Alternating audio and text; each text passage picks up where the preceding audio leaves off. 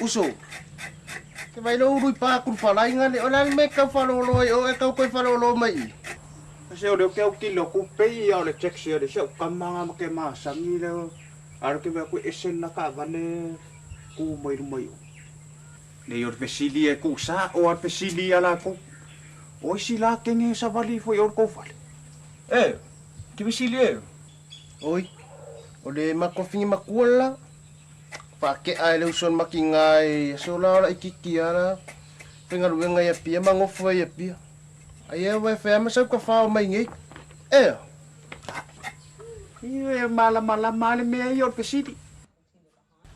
Are si voi ngai sa or kalar ko inga voi le i piko ku le kako. So er ko inga nga lue ngua. Ai sa ular ko Boku ako na o me aya lang fa nga wo mo me wis. Kang fino ka may kiku uya si kongolit mo rin po. Ay ku kongor si. Sa ulor ko inga ya sa fai. Ay bala am may lang fa nga ulum. Bailaw me ay nga kongor sa fi. Apa kwar ko inga ya le kuru nga apa kwar ko inga ya kongor sa fi. Amay lay puma po po. Nga pala sila lori puma po po. Ay ko ingoles. Ke ya kamikin bala am may ko a fuia! Ton. Ol fuia le a. Fuia le a.